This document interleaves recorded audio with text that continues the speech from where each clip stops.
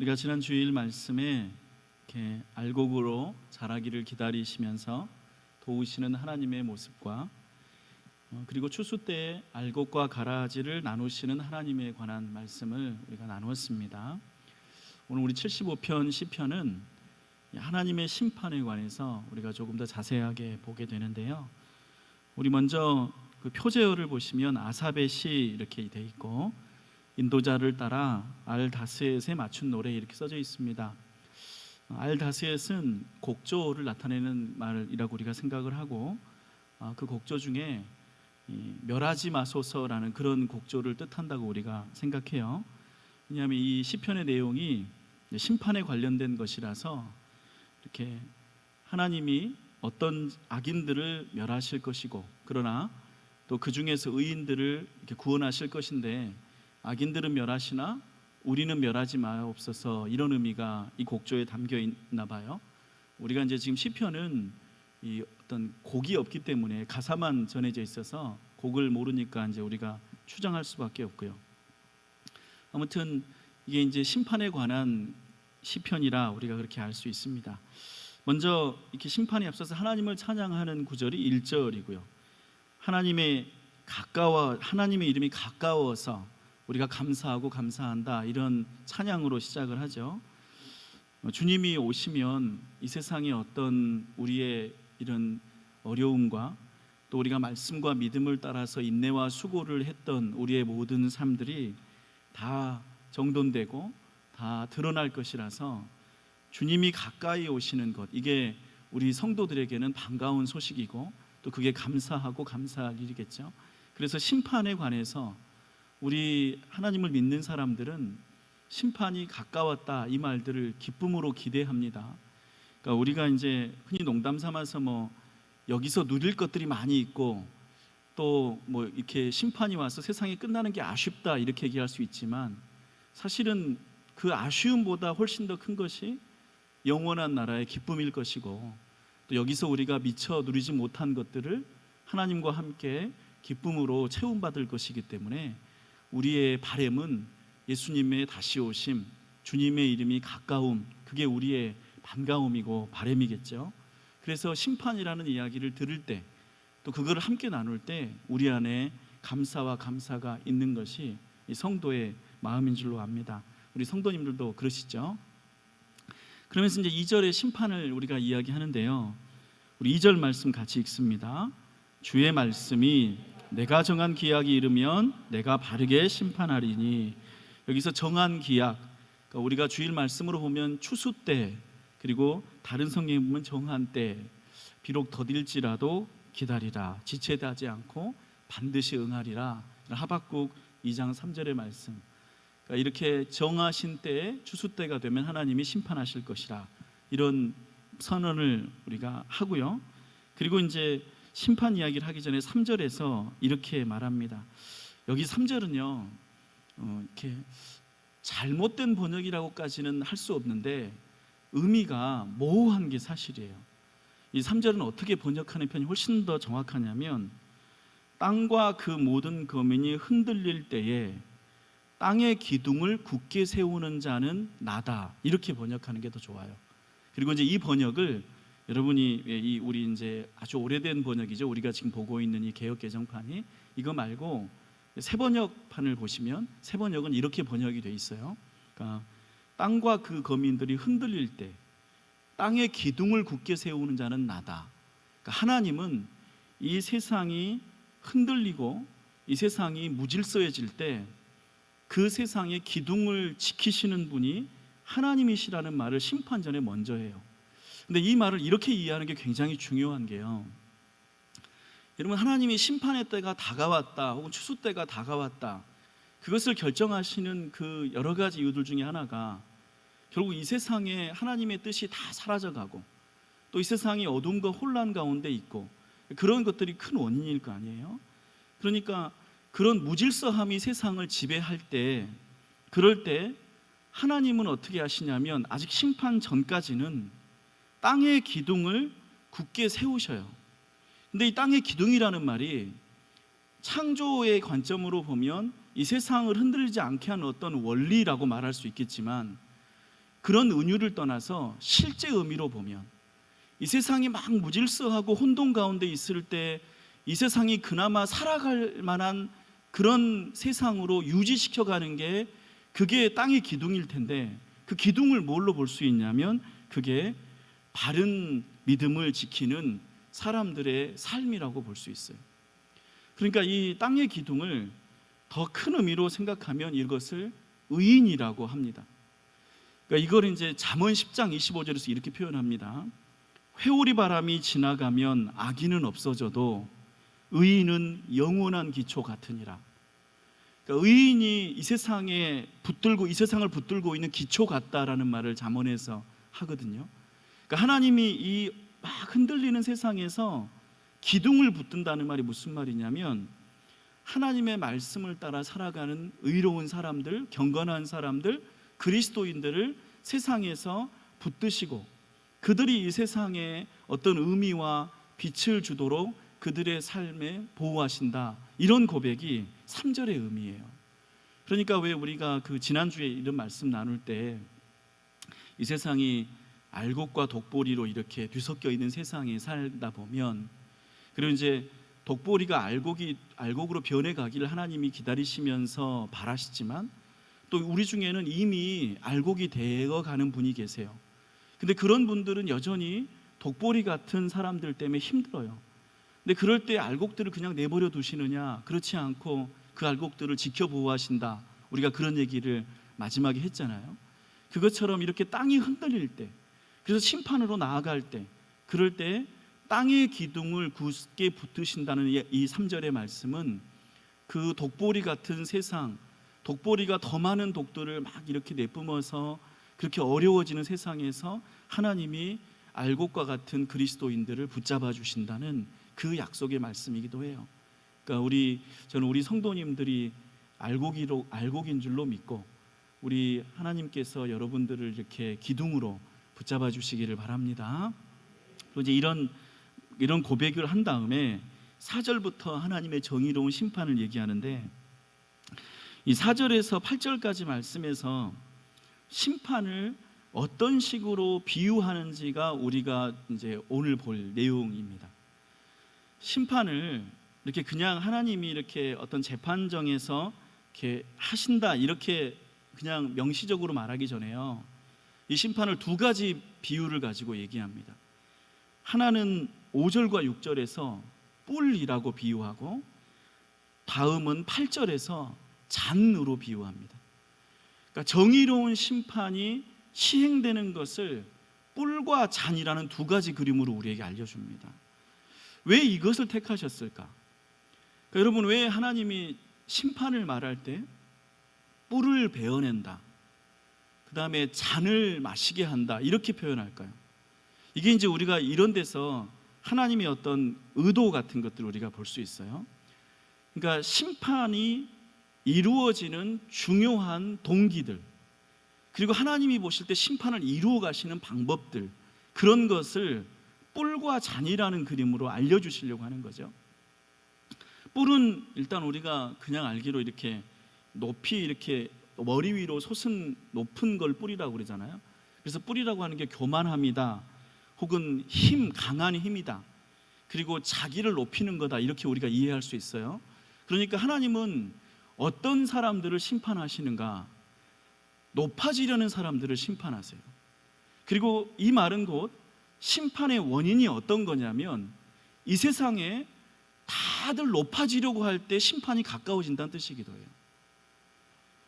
여러분, 이게 굉장히 귀담아 들어야 될 얘기 중에 하나가, 우리가 성경이 가르치는 중요한 가치가 서로를 섬기는 데 있어요.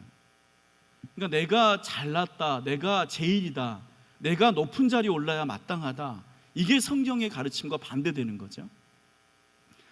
성경은, 예수님은 우리 사람들이 서로가 서로를 섬기려고 낮아지려고 하는 것을 안내하시고, 또 그런 사람들이 은혜 받은 사람들의 삶의 방식인데, 근데 여러분, 우리 세상을 보면 세상 사람들이 추구하는 게, 어떤 시대에는 너도 나도 다 잘났다고 말하는 시대가 있어요. 다 자기를 높이려는 데만 관심 있는 시대가 있어요. 그러니까 부모들이 자식을 생각하지 않고 내가 잘 사는 게 먼저인 시대, 그게 당연하다고 말하는 시대, 자식들도 부모에 대한 어떤 은혜를 말하기 전에 그냥 내가 잘 사는 게 더 먼저고 중요하다고 말하는 시대, 여러분 그런 시대가 망해가는 시대예요. 이제 우리가 결과적으로 어떤 그 멸망, 그러니까 하나님이 이렇게 선포하시는 최후의 심판을 말하기 전에 인간의 문명들이 멸망해가는 모습도 보면 이 자기를 높임에 있어요. 그러니까 왜 사람들이 왜 가족이 서로 깨지는 거, 친구가 깨지는 거, 우리가 서로 오로지 그냥 나의 인생밖에 없는 거예요. 근데 그런 사회 되게 살벌하고 그러거든요. 근데 우리 요즘 사회는 어떨까요? 뭐 요즘 사회가 문명이 발달하고 여러 가지로 편리한 게 사실이지만, 글쎄 우리는 어떤 희생을 굉장히 나쁘다고 말하고, 그러니까 부모도 남편도 아내도 다 자기가 잘 살아야 된다고 말하고, 그게 마치 어떤 그 행복의 길인 것처럼 얘기하고, 그 이전에 그렇게 살지 못했던 과거의 어르신들이나 우리 과거의 생활은 너무 어리석고 바보 같은 거라고 말하는 지금의 가치관이 옳을까? 그 아버지하고 아들이 있는데 아버지가 자기가 먹고 싶은 걸 다 먹는 게 옳은 사회인가? 아들한테 주는 것을 아까워하는 사회가 옳은 사회인가? 자식이 부모님한테 주는 것을 아까워하고 나 먹고 살아야지 이렇게 말하는 게 우리가 나아갈 사회인가? 아무튼 그 뿔에 관한 이야기를 심판으로 하시는 게 자기를 높임이 심판으로 나아가는 길이고 멸망으로 나아가는 길이며, 하나님은 그들을 베어내신다라고 성경은 설명해요.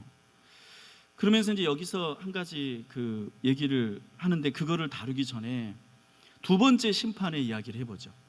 두 번째 심판의 이야기는 8절에 있는데요, 우리 8절 말씀 같이 읽습니다. 여호와의 손에 잔이 있어 술거품이 일어나는도다. 손에 섞은 것이 가득한 그 잔을 하나님이 쏟아내시나니 실로 그 찌꺼기까지도 땅의 모든 악인이 기울여 마시리로다. 심판의 두 번째 그림은 잔이에요. 이것은 술잔이죠. 하나님이 심판을 행하신다고 말할 때 어떻게 표현하시냐면 술을 잔뜩 먹이겠다고 표현하세요. 이거는 참 희한한 표현입니다. 그런데 이 말이 성경에 의외로 굉장히 자주 나옵니다. 그러니까 진노를 술잔으로 표현하시는데요, 이 말이 여기에만 나오는 게 아니라 이사야서 51장 17절에 이렇게 말합니다. 네가 이미 비틀거름 치게 하는 큰 잔을 마셔 다 비웠도다. 예레미야 25장은 이 진노의 술잔에 관해서 굉장히 뚜렷하게 말하는데, 이걸 어떻게 표현하냐면 예레미야 25장에서 너는 내 손에서 이 진노의 술잔을 받아가지고 모든 나라로 하여금 마시게 하라. 그들이 마시고 비틀거리며 미친 듯이 행동하리니 그 왕들과 고관들로 마시게 하였더니 그들이 멸망과 놀램과 비웃음과 저주를 당하리라. 그들이 마시고 취하여 토하고 엎드려져 다시는 일어나지 말아라 하셨느니라. 너희가 반드시 마셔야 하리라. 이렇게 표현해요. 그러니까 심판이 어떻게 이루어지냐면 하나님이 사람들에게 술을 마시게 해요. 근데 여러분, 왜 심판이 취하는 걸로 표현될까요? 아마 이거는 사람들 스스로 잘 알 거예요. 사람들은 자기가 술을 마시는 게 무슨 기뻐서 슬퍼서 축하하느라고 이렇게 말하지만, 술 마시는 분들은 다 창피당해요. 다 공경에 빠져요. 술 취하는 사람이 잘 되는 법은 없어요. 우리가 왜 밤새 친구들이랑 술 마시고 새벽에 길바닥에 엎어져 있다가 객사하는 분들, 자기의 재산을 털리는 분들, 그리고 술로 인해서 가정이 깨지는 분들, 여러분 술 마셔서 남편, 아내나 자식들에게 멀리 이렇게 그렇게 되고, 그러면 자기 인생이 막 술 마시니까 행복하고 좋아요. 물론 술 마시는 이유가 있겠으나, 그 괴로움이 있겠으나, 그러나 술 취함을 하나님은 심판이라고 말하세요. 술을 마시게 해서 그의 지각을 잃게 되고 자제력을 잃게 되고 주위 상황을 무감각하게 되고 결국 쓰러지는 것, 그게 취한 자들의 삶이잖아요. 그런데 이걸 이제 이 술 취함을 심판으로 설명을 할 때, 우리가 이거를 아까 그 뿔과 같이 연결해 생각할 때요, 그러면 우리 사회에 술 취하는 자들이 많아지면 우리 사회는 어떻게 되고 있는 걸까요? 그게 멸망으로 가는 길이죠. 취하는 사람들이 점점 많아지는 사회, 술을 늘 권하는 사회. 우리나라의 음주량은 해마다 늘어나고 있고, 우리나라는 지금은 어느 정도로 음주를 많이 하는 나라냐면 TV에서 연예인들이 나와서 드라마에서 술을 권하는 나라고, 술이 없으면 대화가 안 된다고 말하는 나라고, 모든 드라마에서 다 맥주 마시고 이런 거를 자연스러운 문화로 보여주는 나라예요. 그래서 젊은 연예인들, 10대들이 좋아하는 연예인들이 소주 광고를 하고 10대 아이들이 청소년부터 술을 마시는 걸 배우고, 그게 무슨 성공의 멋있는 혹은 자연스러운 당연한 거라고 배우는, 이상하게 담배는 많이 주는데 술은 점점 늘어나는 나라. 이런 나라가 잘 되긴 어렵다고 생각해요. 여러분, 저는 우리 교인들은 잘 모르겠어요. 우리나라도 이제 우리 기독교도 예전에는 금주에 관한 규율들이 굉장히 강했었는데 요즘은 그렇지는 않은 것 같아요. 근데 여러분, 술 좋아하시지 않기를 저는 바라요. 여러분, 물론 저희가 뭐 술을 마시는 게 율법이냐 아니냐 이런 얘기 할 것도 없죠. 여러분, 술 마시는 사람이 취하지 않을 길이 있나요? 여러분, 술이라고 하는 거는 그 불행의 시작이고 모든 우울증의 출발이거든요. 정신분석학에서 이렇게 술을 뭘로 구분하냐면 술을 우울제로 구분해요. 그러니까 기분 좋아서 술 마시는 건 없어요. 술 마시면 모두 다 기분이 나빠집니다. 술 마시면 인간은 우울해지게 돼 있어요. 근데 그 우울제를 스스로 복용하면서 우울한 삶에 빠져드는 게 우리의 습관이거든요. 잘 생각해야 돼요. 왜 하나님이 심판을 취함에 비유하시는지. 취하게 하시는 것, 달리 말하면, 되게 무섭게 말하면 하나님에게 벌 받는 거예요. 하나님에게서 건진받지 못하게 되는 거예요. 여러분, 성경에서 술 취하지 말라는 말씀 많이 하죠. 우리가 뭐 성경 보면서 예수님도 술 마셨다 이런 얘기하는 거 너무 유치한 얘기예요. 그 나라는 물이 없는 나라잖아요. 그러니까 물이 없어서, 마실 물이 없으니까 그 석회를 이렇게 하려고 이렇게 어쩔 수 없이 마시는 나라고, 그거하고 취하는 거는 다른 얘기고, 우리나라 건강한 물 많이 있는데 굳이 물 안 마시고 술 마시는 이유가, 우리나라 분들은 다른 이유가 있겠죠. 그런데 아무튼 우리가 이 심판에 관해서 얘기하면서요, 왜 뿔을 얘기하시는지, 왜 잔을 얘기하시는지 굉장히 시사하는 바가 큽니다.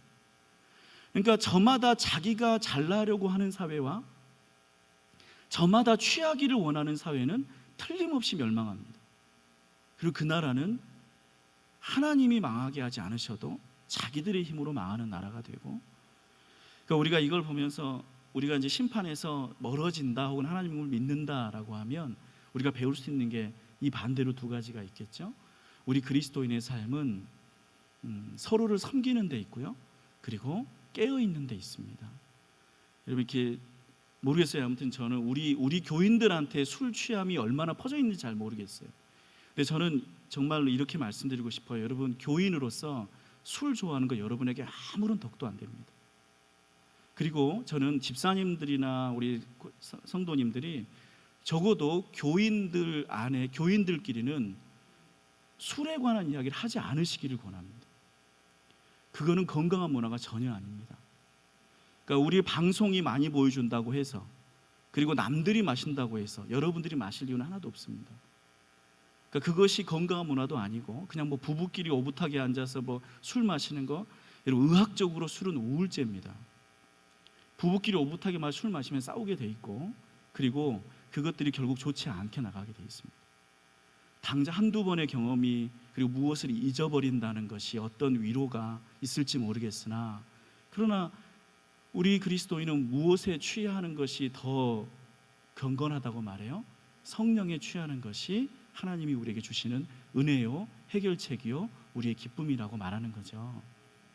여러분, 그러니까 높아짐, 뿔과 술 취함, 이 두 가지가 심판에서 멀어져야 할 것처럼 저는 성도 여러분의 삶에서도 멀어지고 이런 것들로 인해서 오염되지 않기를 축복합니다.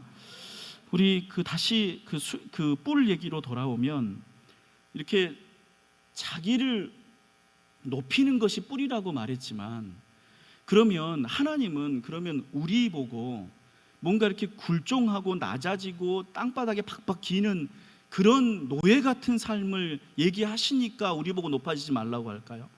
그렇지 않아요. 그러니까 높아짐의 방식이 다른 것뿐이에요. 하나님은 우리를 높이기를 원하세요. 여러분, 여기서 우리가 6절 7절을 같이 읽어보시면, 6절 7절 같이 읽겠습니다. 무릇 높이는 일이 동쪽에서나 서쪽에서 말미암지 아니하며 남쪽에서도 말미암지 아니하고 오직 재판장이신 하나님이 이를 낮추시고 저를 높이시느니라. 여러분, 높이는 일은 동쪽, 서쪽, 남쪽 이렇게 얘기한 거는, 동쪽은 해가 뜨는 곳이고 서쪽은 해가 지는 곳이고 남쪽은 이제 이 문화로는 광야예요. 아무도 안 사는데. 그러니까 남쪽에서 높이는 것이다. 이거는 우리 속담 같이 하면 개천에서 용난다 뭐 이런 말들이에요.